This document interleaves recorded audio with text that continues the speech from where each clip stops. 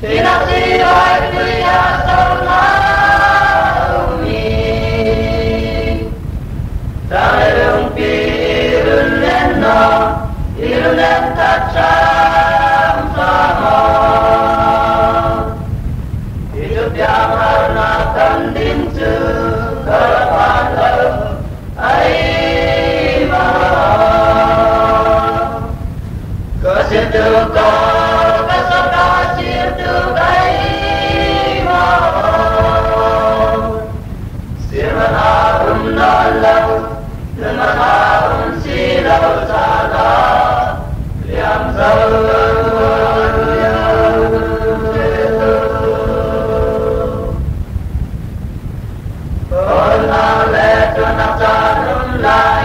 Boy batin and learn Liliana and Suntara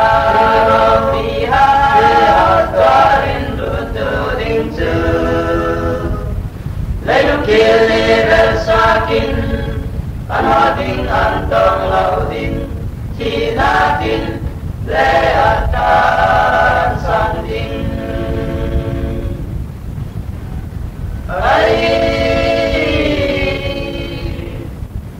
Tinatibay kuya sa naumi Dalalong pirunen na Irunen tacham sama Hidup yang harna tanding su Kalaban dalam air mahal Kasih tukar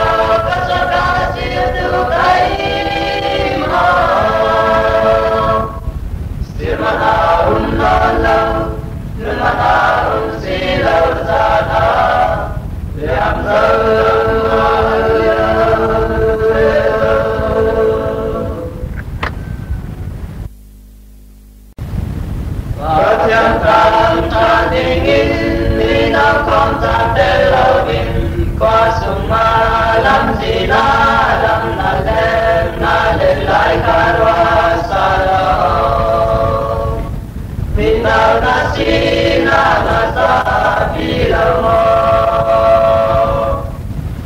asimai na mangin boy pai na tuano kan tuan ding thau kamo mai sina to konten boy pai na tuan dingin Ingko na amajin hatu kay kape kape sonin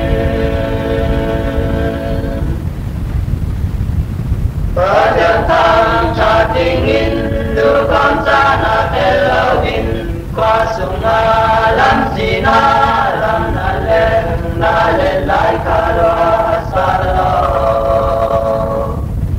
Nunaw na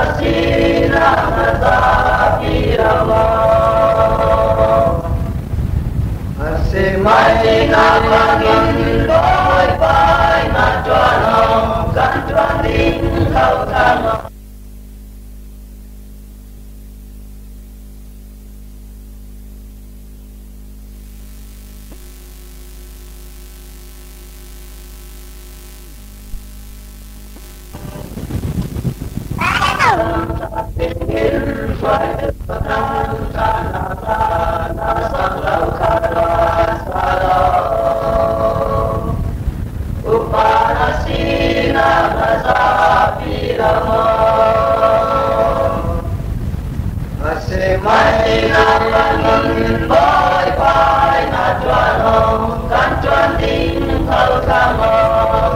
Masih nak konten boy pai na tuan dingin Inko na amajin atu kumchay kape kape sonin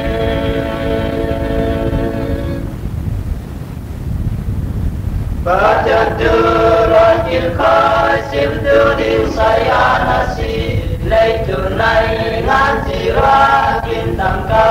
na holay karwasalo Saya nasi na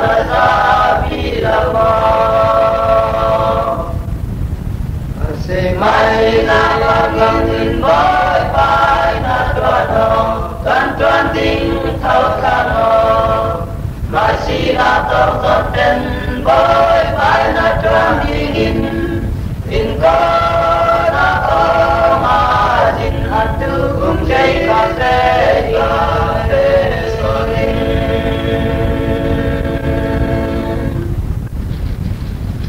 Ilendurkan pena ding lam jin pani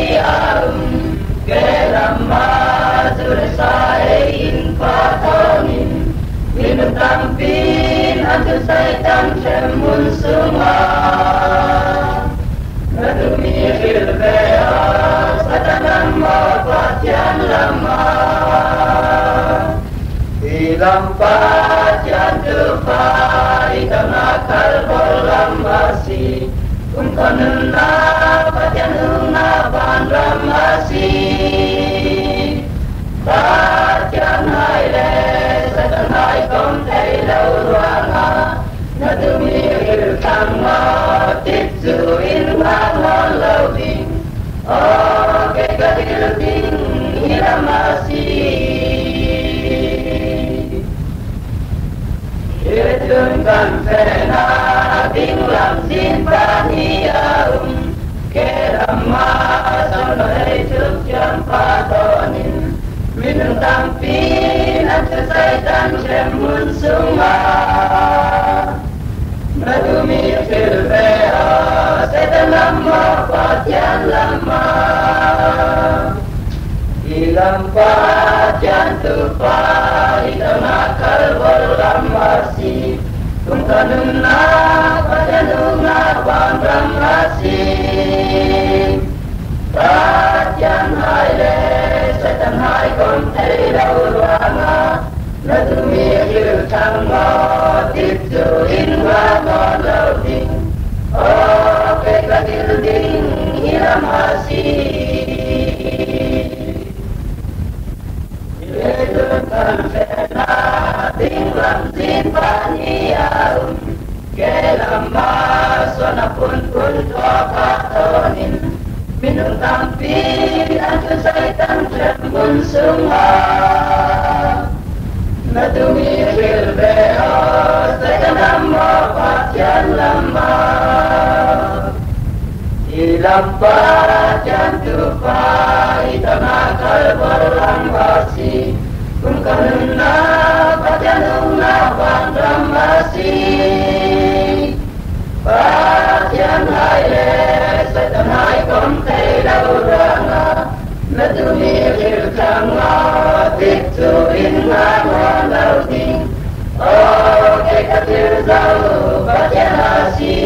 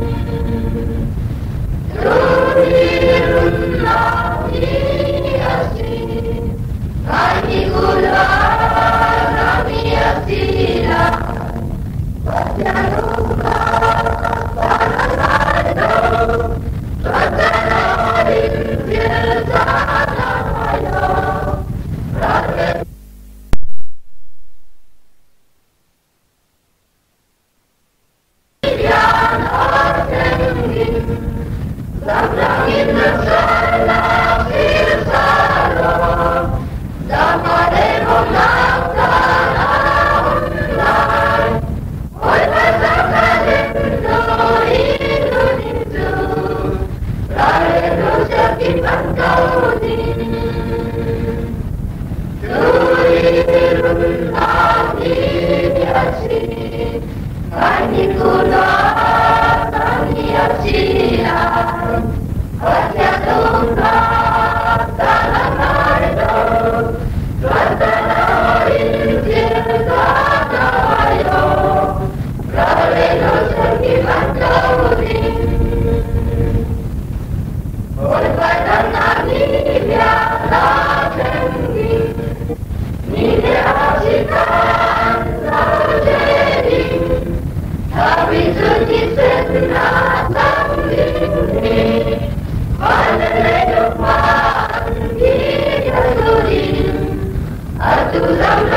subscribe cho kênh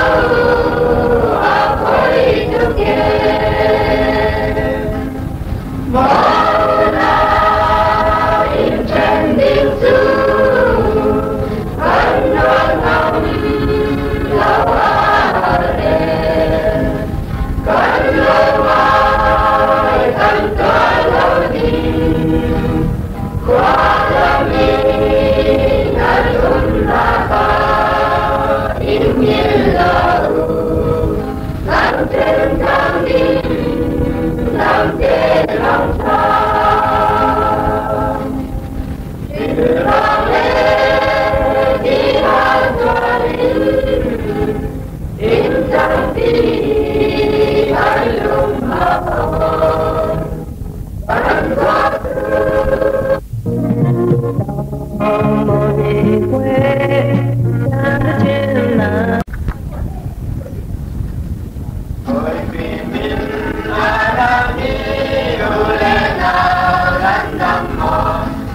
để không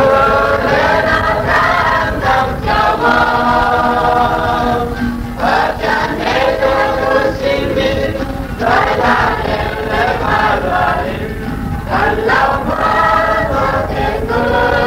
lỡ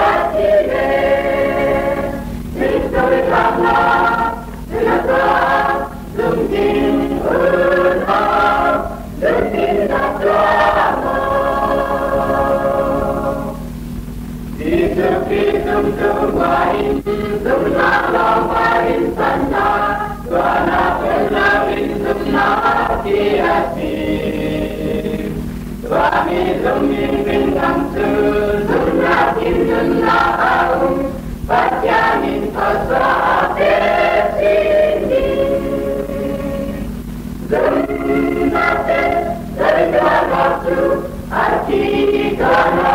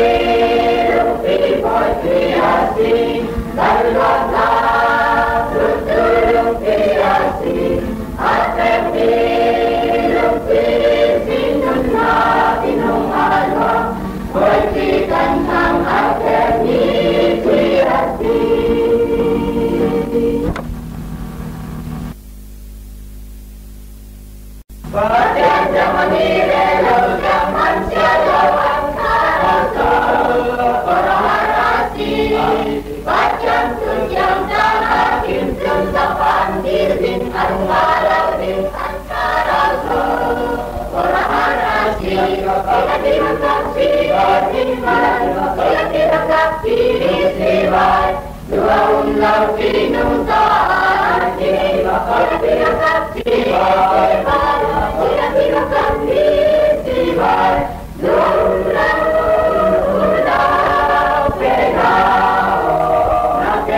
từng cuốn qua rèm hôn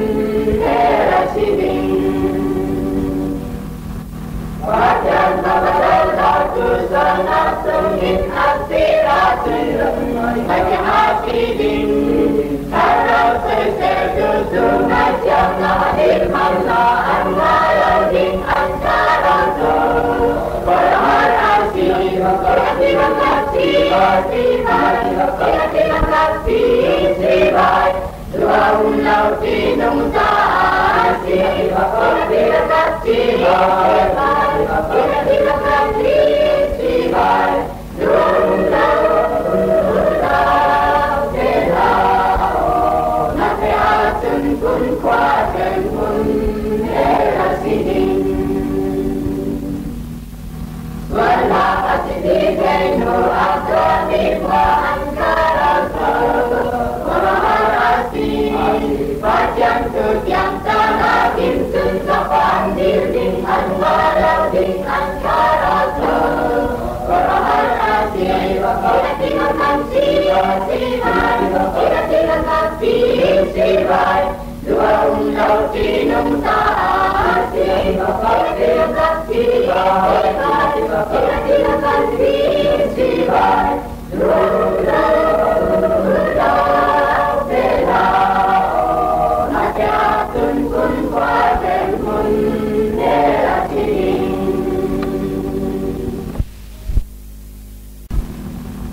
và disciplina trong gia đình đang ngày ngày mà in thời mình là đúng có đường bài đúng có đường xuống ta thân là cũng có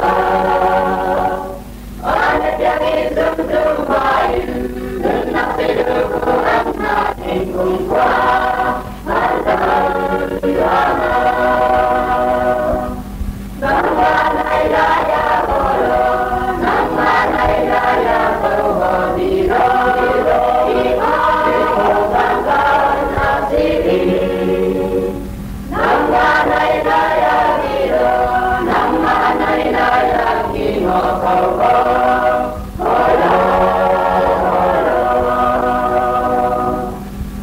mới sự thật bao ngày ai là ta sa đình hà lưng có lưng ta lưng có lưng xuống ta thân ra cũng mong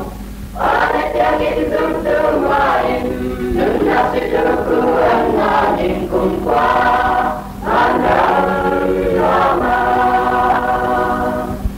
năm qua này đã ya hồ lô năm qua này đã ya cầu hồ thì sang cao na si đình năm qua này đã ya đi rồi năm qua này đã ya đi ngõ cầu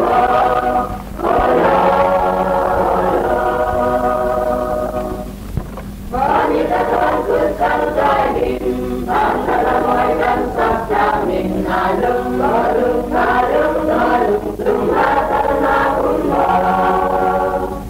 ai chẳng in dung tương ngoài đừng là sẽ được cứu anh là đình cùng qua anh đang lo năm qua này đã ya hồ lô năm qua này đã ya cầu hồ đi hồ sang cao na si đình năm qua này đã ya đi rồi năm qua này đã ya đi ngõ cầu hồ lô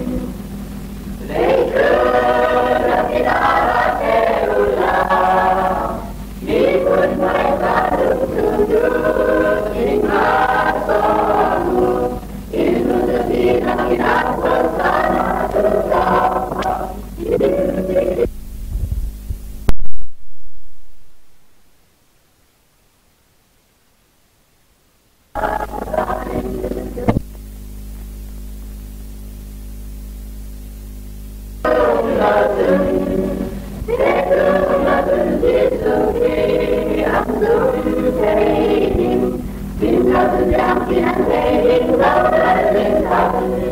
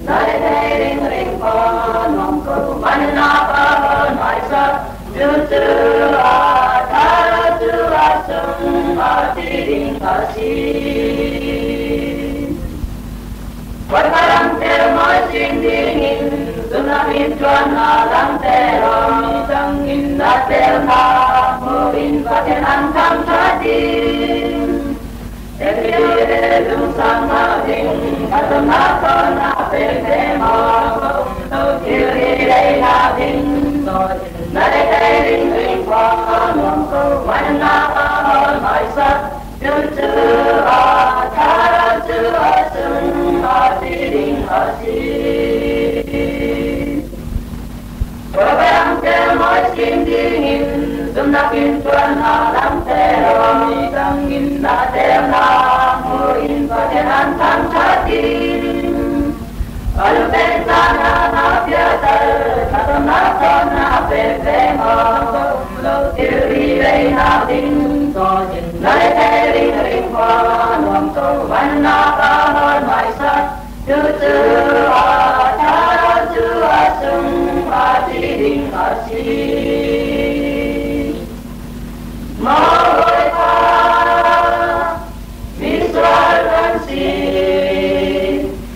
Mì Gõ để không bỏ